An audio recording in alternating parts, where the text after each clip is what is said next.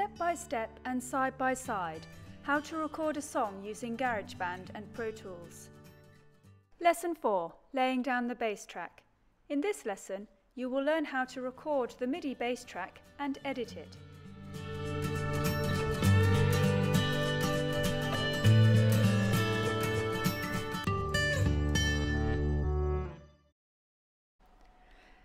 Let's listen to the piano track at the start of the pre-chorus. The bass line will only appear in the second half of the pre-chorus and the chorus.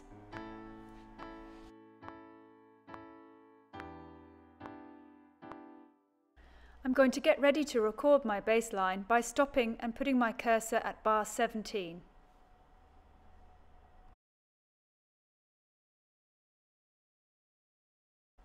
The bass line will be recorded using the on-screen keyboard.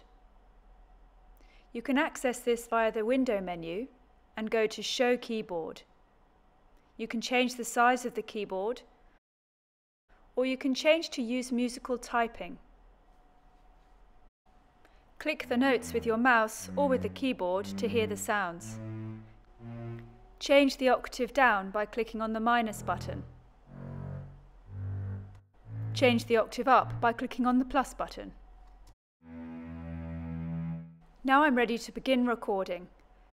Check that the metronome is on so you can be more accurate.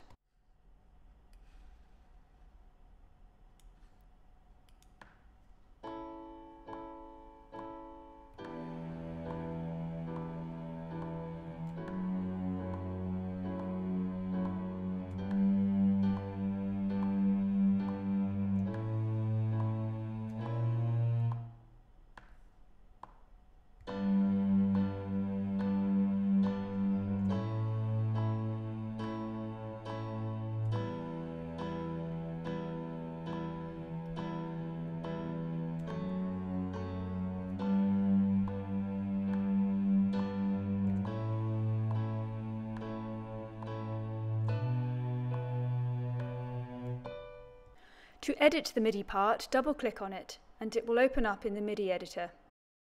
Change the magnification or zoom so you can see what you're doing more accurately. Listen to what you have recorded.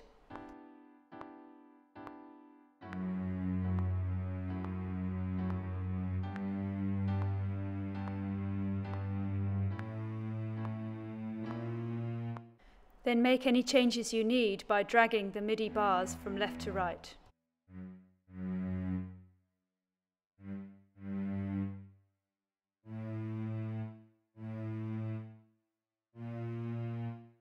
For quicker editing, you can use the quantize function. Highlight all the notes that you want to quantize, select the value, in my case 1/4 note, and click on the Q quantize button. Check the velocity of each note, that is the heaviness at which you pressed it. Because I recorded using the on-screen keyboard, all the velocities are exactly the same. If you wish to change this, use the velocity slider. Now listen again to make sure you are happy with the changes that you have made.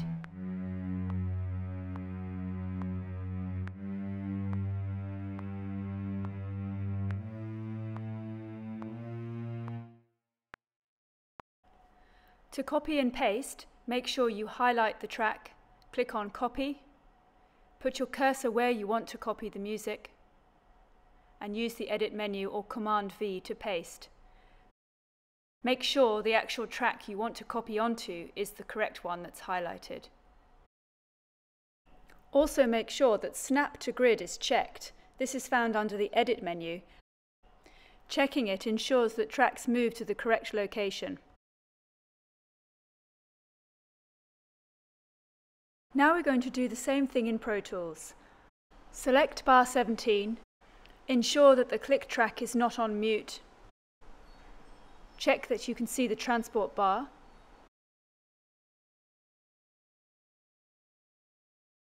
Press record, and off we go.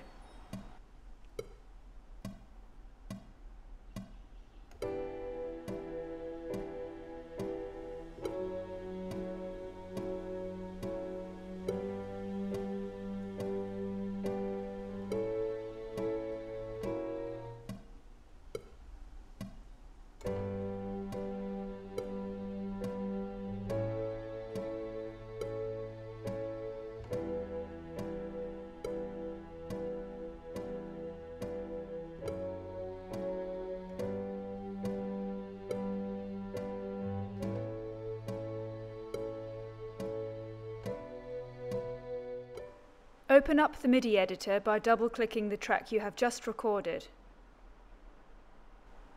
Listen to what you have recorded and then make any changes that you need.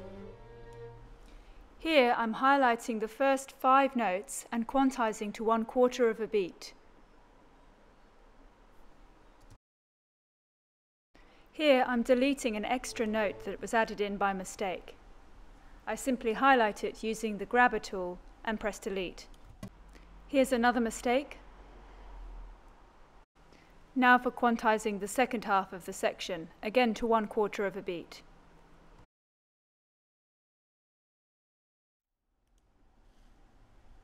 Now listen to both piano and bass together and check that they sound okay. Once you're happy that they sound okay together, you're done with recording. Use the trim tool to trim any empty space. Now we're ready to copy and paste. You can do this by using Command and C and Command and V. Be sure to copy into the second half of the next pre-chorus.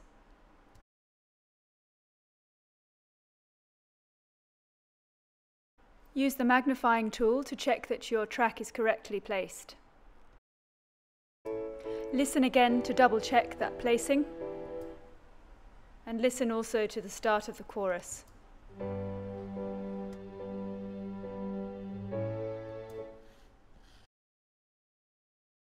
Now the bass track is completely finished. As Lesson 3 also dealt with recording MIDI, we have dealt with many of the comparison features already.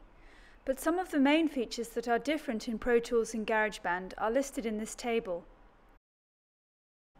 GarageBand is unique in that it offers you the option to record MIDI data by using the on-screen keyboard and by using musical typing. This is great if you're recording a really simple part, perhaps one that uses a small range of notes and only uses one note at a time. For more complex parts, it's probably better to use a bigger MIDI keyboard. With GarageBand, you can use both the on-screen keyboard and the musical typing function with all software instruments. With Pro Tools, there is an option to use an on-screen keyboard, but it is mouse-generated and can only be used with the Minigrand. It cannot be used with the wide range of other software instruments available. The advantage of GarageBand's setup is, of course, that you don't need to purchase an additional MIDI keyboard. Everything that you need is included within the software. That is the end of Lesson 4. In the next lesson, you will learn how to add the acoustic guitar track, and you will learn how to edit the audio.